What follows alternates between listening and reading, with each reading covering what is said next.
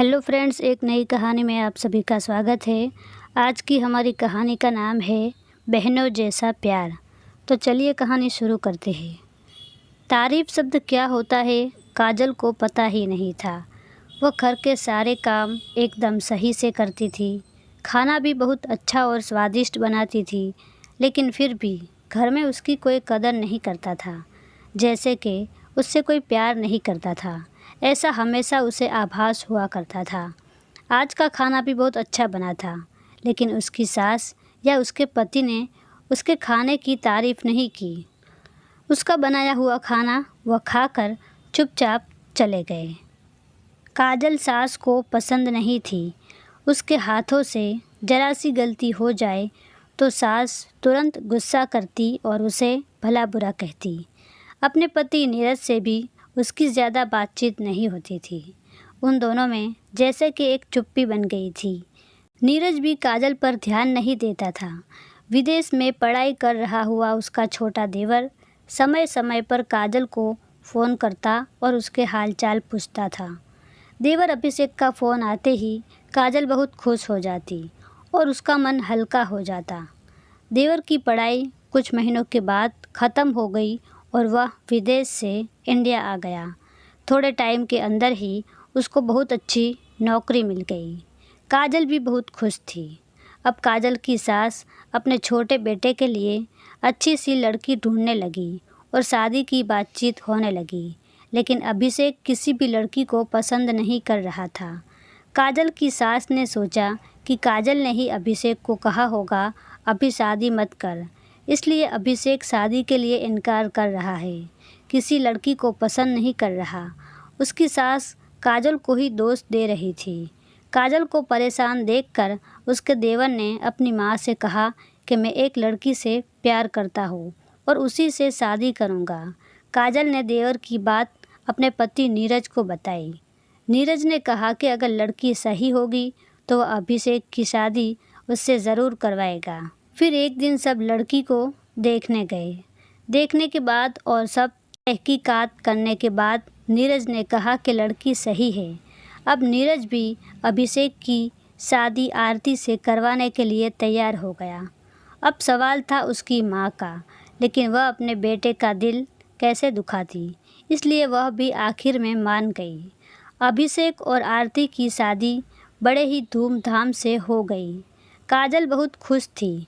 उसे लगा उसे देवरानी के रूप में एक अच्छी सहेली मिल जाएगी। उसका दुख दर्द किसी के साथ बांट सकेगी। उसका साथ देने के लिए, दिल के राज बताने के लिए कोई है।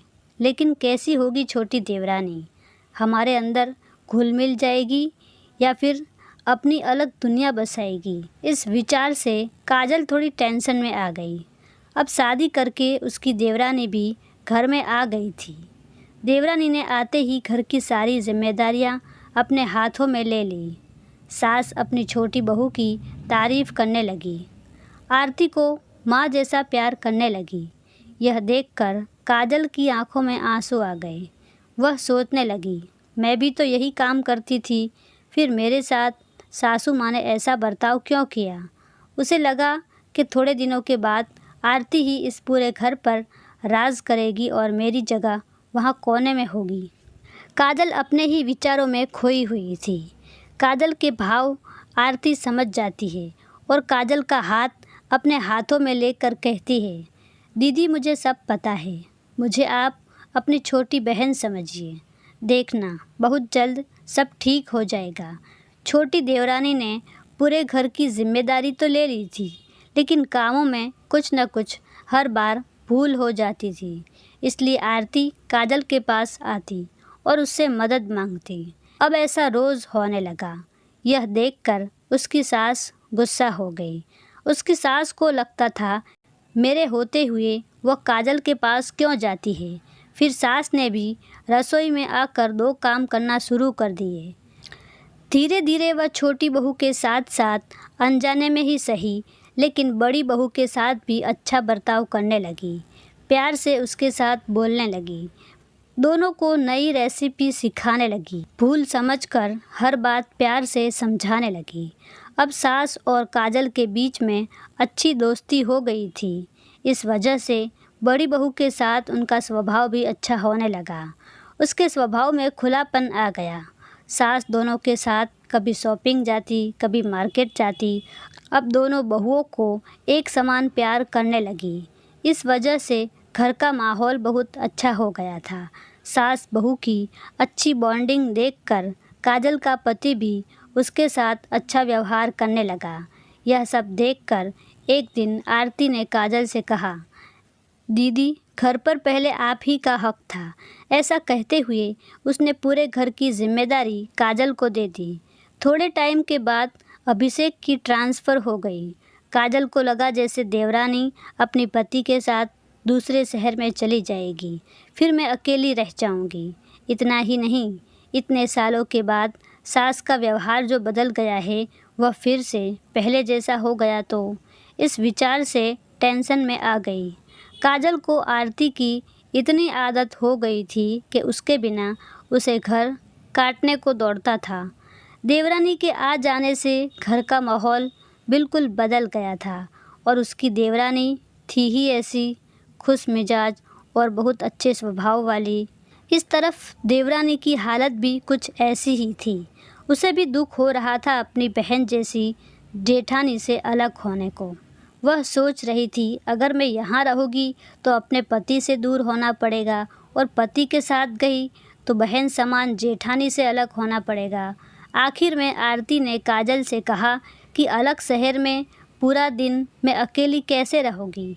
उससे अच्छा है कि मैं यहाँ आप ही के साथ रहती हूँ। आपके देवर को बोल दूँगी कि शनिवार और रविवार की छुट्टियों में यहाँ आ जाया करे और कभी कभार मैं भी वहाँ जाया करूँगी। अभिषेक ने कहा कि उसकी ट्रांसफ़र सिर्फ 6 महीने के लिए हुई है। 6 महीने के बाद फिर से इसी शहर में उसकी ट्रांसफ़र हो जाएगी।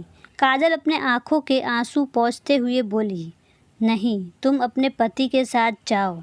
देवर जी के साथ भी तो कोई होना चाहिए ना। आरती ने कहा, नहीं दीदी, ये परिवार और घर छोड़कर मैं कैसे जा सकती हूँ। वहाँ अकेली मेरा मन नहीं लगेगा। 6 महीने की तो बात है। यह बात सुनकर काजल ने अपनी देवरानी आरती को गले से लगा लिया। ससुराल में अलग अलग परिवार से आई हुई इन दोनों लड़कियों ने अपने घर के लिए सब कुछ किया। उनको पता ही नहीं चला कि कब दोनों को एक दूसरे की आदत हो गई।